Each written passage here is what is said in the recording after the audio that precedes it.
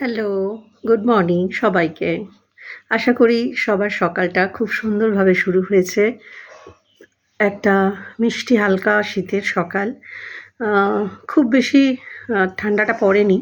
তো শীতটা বেশ গায়ে এসে ঠেকছে, উপভোগ করা যাচ্ছে। আ এই সময়টা ওয়েদারটা বেশ ভালোই থাকে। তবে মাঝে, মাঝে একটু বেলার দিকে রোদ্দুরের তেজটা বেড়ে যায়। রাস্তায় যারা বেরোয় তাদের একটু গরমও লাগে বেশ। তো শুরু হয়েছে একটা নতুন সকাল। আশা করি সবার দিনটা ভালো শুরু হয়েছে। আজ ছুটির দিন। আ তো কারো ভীষণ কর্মব্যস্ত, আর কারো খুব রিল্যাক্স করার দিন।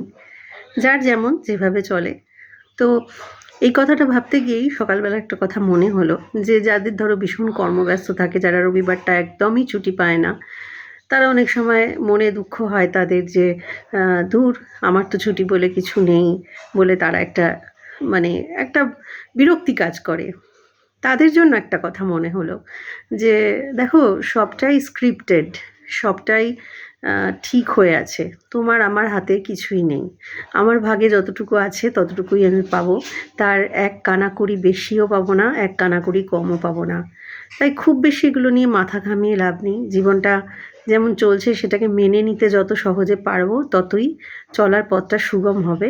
না হলে কিন্তু একটা মানসিক অস্থিরতা, খিচখিচানি আসবেই, আসতে বাধ্য। যতই সব কিছুই আমরা বুঝি তবুও আসে। কারণ আমরা তো মানুষ, রক্ত মাংসে গড়া মানুষ। প্রত্যেকেরই একটা এক্সপেকটেশন থাকে, একটা ইচ্ছে থাকে, এবং সেই ইচ্ছেগুলো মানুষের ইচ্ছেগুলো অধিকাংশ সময় ফুলফিল হয় না, এটাই সত্যি। মানুষের চাওয়ার তো কোনো শেষ নেই। মানুষ যত পায় তত চায়, আরও চাই, আরও চাই, এটাই মানুষের অভ্যেস। তো সেই জন্য চাওয়ার লিস্টটা কখনো ফুলফিল হয় না। কোথাও পৌঁছে আমাদের মনে হয় না যে ব্যাস এটাই এন্ড, আমি আর লাইফে কিছুই চাই না। আমরা কিন্তু চাইতেই থাকি। একটা পাই তারপরে আরেকটার ইচ্ছেই জাগে। তো এটা নিয়ম, এটা কারোর দোষ না, এটা প্রকৃতির নিয়ম। সেখান থেকে দাঁড়িয়েই আমি বলব যে, হতাশা আসবেই, বিরক্তি আসবেই। তখন নিজেকে একটু বোঝাবে যে, সবটা স্ক্রিপ্টেড, আমার ভাগে যতটা আছে ততটা তো আমায় হতেই হবে। আরেকটা জিনিস খুব উপকারী যেটা বলতে চাইবো, মাইন্ডটা ডাইভার্ট করার একটা চেষ্টা।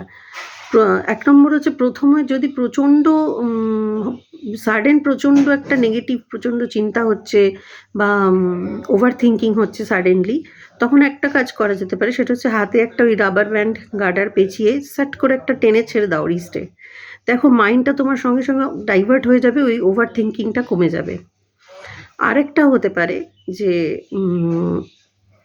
এই অনেক সময় হয় যেটা, প্রচণ্ড ওভার থিঙ্কিং হচ্ছে, তখন একটা অন্য কাজ করো। কোনো একটা কাজ, ধরো একটা গল্পের বই পড়ো বা একটা মুভি দেখো, হাসির মুভি দেখো, একটা অন্য কোনো কিছুতে, বা একটা রান্না করতে শুরু করো।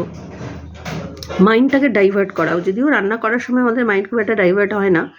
কোনো কিছু দেখলে শুনলে মাইন্ডটা একটু ডাইভার্ট হয় তবুও।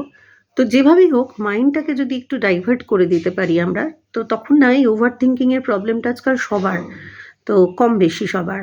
তো এইগুলো কিন্তু সেগুলো কেটে যায় অনেক সময়। তো এটাই বলব যে, খিচখিচানি আসবে, মেজাজ বিগড়াবে, কিন্তু নিজেকে বোঝাও যে সবটা স্ক্রিপ্টেড, তোমার হাতে কিছু নেই। সবটা আমরা শুধু কাঠের পুতুলের মতো নাচছি, আর ওপর থেকে দড়ি ধরে আমাদেরকে কেউ নাচাচ্ছে। কিন্তু আমরা ভাবছি স্টেজ পারফরমেন্সটা যেহেতু আমরাই করছি, আমরা ভাবছি যে সব কিছুই আমার হাতে। কাজেই কিছু করার নেই, ইটস ওকে বলে এগিয়ে চলো। যা কাজ তা করতে থাকো। আজ সকালে এ অবধি। আশা করি পুরো দিনটা, ছুটির দিনটা সকলের ভালো কাটবে, আনন্দ কাটবে, এবং নিজে খুশি থাকো। অন্যকে খুশি রাখার চেষ্টা করো। নিজের খিচখিচানিটা অন্যের ওপর চাপিয়ে দিও না।